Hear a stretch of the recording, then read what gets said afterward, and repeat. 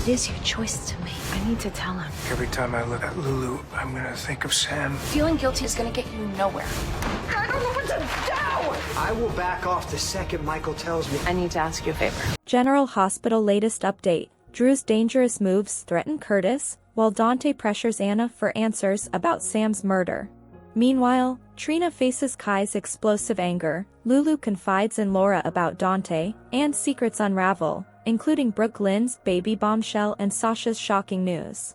Hello everyone, welcome to my channel. I hope everyone is having a wonderful day. After watching these videos, please hit the subscribe button and give this video a thumbs up. General Hospital spoilers Friday, January 31st. Drew's growing threat, Dante's pressure, Kai blows up at Trina. General Hospital spoilers for Friday, January 31st, reveal that Laura Collins, Jeannie Francis, will pick up on the fact that Lulu Spencer, Alexa Havens-Bruning, is still in love with Dante Falconeri, Dominic Zamprogna. Lulu doesn't think she can say anything to Dante while he's still grieving, so we'll see what advice Laura has to offer. Meanwhile, Dante will push Anna Devane, Finola Hughes, for answers and wonder if he's being locked out of Sam McCall's, Kelly Monaco, murder investigation. Since Dante will be desperate for answers, he'll pressure Anna for updates. Will Anna admit any news about the suspicions surrounding Cyrus Renaud, Jeff Kober? Over with Kai Taylor, Jens Austin Astrup, he'll blow up at Trina Robinson, Tabiana Ali. Kai will know that Trina thinks she's helping, but he'll insist that's not what she's doing. Of course, Kai will remain upset over his career-ending injury, so he'll take his anger out on Trina and may end up apologizing later. As for Curtis Ashford, Donnell Turner, he'll feel like he's a few steps ahead of the game when it comes to his feud with Drew Quartermaine, Cameron Matheson. However, it seems like Curtis might be a little overconfident, so could a downfall be brewing? Drew has proven he's willing to play dirty and constantly finds ways to sink even lower. Curtis may think he's got the upper hand now that he's scheming with Nina Reeves, Cynthia Watt-Rose, but Drew may have a few tricks up his sleeve. Next, Ava Jerome, Maura West, will talk to Rick Lansing, Rick Hurst, and suggest it's as if the kiss they shared never happened. Nevertheless, there may be no putting the genie back in the bottle now that Rick and Ava have crossed that passionate line. Regardless, Rick and Ava will deliver a plea to someone on Friday's episode, so they'll keep the focus on the custody drama for now. In the meantime, Christina Corinthos Davis, Kate Monsey, will declare that Ava isn't going to win this case. We'll see Christina voice more support for Sonny Corinthos, Maurice Bernard, and refuse to believe Ava will walk away with custody of Avery Corinthos, Ava, and Grace Scarola. Other General Hospital spoilers say Brooke Lynn Quartermaine, Amanda Setton, will go looking for Cody Bell, Josh Kelly. Will Cody spill to Brooke Lynn about his belief that Jason Morgan, Steve Burton, is the father of Sasha Gilmore Corbin's, Sophia Madsen, unborn child? Brooke Lynn has secrets of her own, so she may wind up admitting to Cody that she gave Dante's baby up for adoption. Perhaps Brooke Lynn will confide in Cody and ask for his honest opinion on how Dante will react. Finally, Brad Cooper, Perry Shin, will make some over-the-top demands that could lead to trouble. Whether this is about the upcoming medical symposium in Miami or something else, Brad may go too far. General Hospital spoilers say Brad has some romantic setbacks ahead, so stick with us for more predictions on his Lucas Jones, Van Hansis or reunion snags. Today's next update, Jason takes matters into his own hands with Sasha, while Cody misinterprets what he saw, and starts telling people. Today on General Hospital, Jason decides to check with Michael about Sasha. Cody misinterprets what he saw between them and Carly and Jack grow closer. On today's General Hospital, Chase is hitting the punching bag hard at the gym, thinking back to all the baby problems they've been having. Dante shows up and asks his partner if he heard the news. There's been murders at General Hospital and Sam was one of the victims. He fills Chase in on the Digitalis murders, who makes the connection to Dex and Michael. Dante laments to Chase that Sam did nothing but good, and she didn't deserve this. Chase asks how Rocco's doing, but he doesn't know yet. Lulu knows too, and he told her to stop taking risks and messing up her second chance. Sam gave her this gift and now she's gone because of it. I just feel like every time I look at Lulu, I'm gonna think of Sam. General Hospital's Chase looks upset in the gym. Out at the docks, Sasha's so excited to feel the baby kick, and has Jason feel it as Cody watches, upset.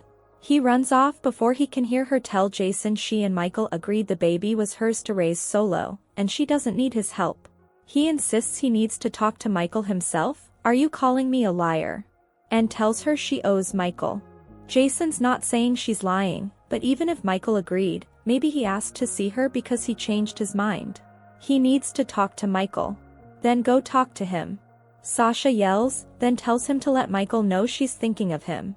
Inside, Brooklyn tearfully tells her mom she wishes the problem was her. Chase was devastated. He'll never get to hold his own baby, and he's mourning the life he imagined. She knows what he's feeling because she felt them when she gave her baby up. She wants to tell him so he doesn't feel alone. General Hospital's Brooklyn crying in her room. She's always wanted children, she just wasn't ready. Now she'll never get the chance. She has to be open and honest with her husband, like he is with her.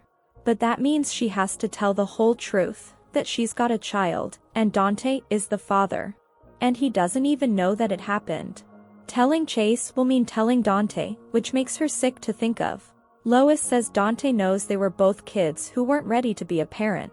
But how can Brooklyn tell him that she's been keeping this secret for decades? Alexis gets to the office and Diane immediately notices she's upset. Sam was murdered. Somebody killed my daughter. Diane rushes over to hug her.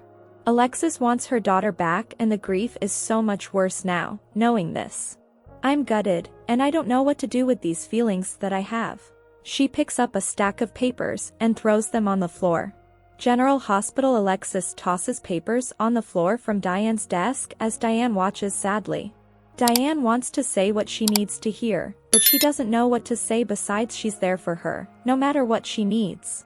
She offers to have Alexis stay over and have a night watching TV, but Molly and Christina are on their way over. Diane gets a text with Jason to meet over a business matter, and Alexis asks her not to say anything if he doesn't know about Sam. Christina arrives wondering what happened, and is told to wait for Molly. When Molly finally arrives, Alexis sits them down to let them know that Sam was murdered. Both the girls take in the shock. They want to know why, though Christina gets emotional, while Molly treats it like one of her cases. Who would want Sam dead? Molly asks. This is worse than losing Sam.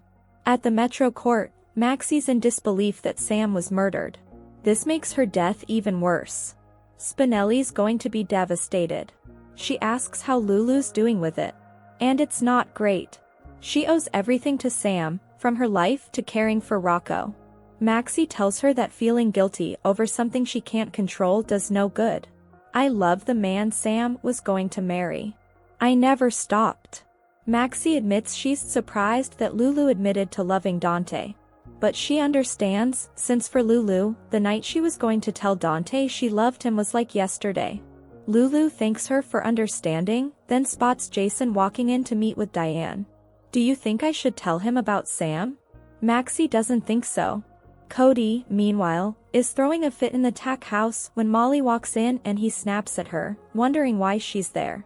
She says he left his paperwork and hands it to him. He snatches it from her, and when she demands to know what his problem is, he flips out at the criminals in the town who get away with everything, while his feet are constantly held to the fire. They go back and forth a bit until Molly says she's there as a favor to Mac, and Cody reluctantly thanks her as she leaves. He then sends a message to Maxie saying he needs to talk ASAP, so she invites him out with her and Lulu. Maxie, meanwhile, suggests Lulu tell Dante how she feels, but she has no idea what to say to a man still grieving his wife. Cody shows up, spots Jason with Diane and sighs, perfect. Then he hops over to Maxie and Lulu, who tries stepping away to give them a moment. Cody offers to go instead, so Maxie makes them both stay. He says he's freaking out. Sasha's pregnant. Maxie makes a face. You knew. Over at their table, Jason tells Diane about Sasha carrying Michael's baby, but tells her it's attorney-client privilege. Diane's flabbergasted. Jason lays out how it happened and Diane bemoans how much more complicated the custody case gets. Jason, though, tells her about Sasha and Michael's agreement that she's supposed to keep away from him with the baby, but he needs to hear it from Michael and protect him if it's not what he wants.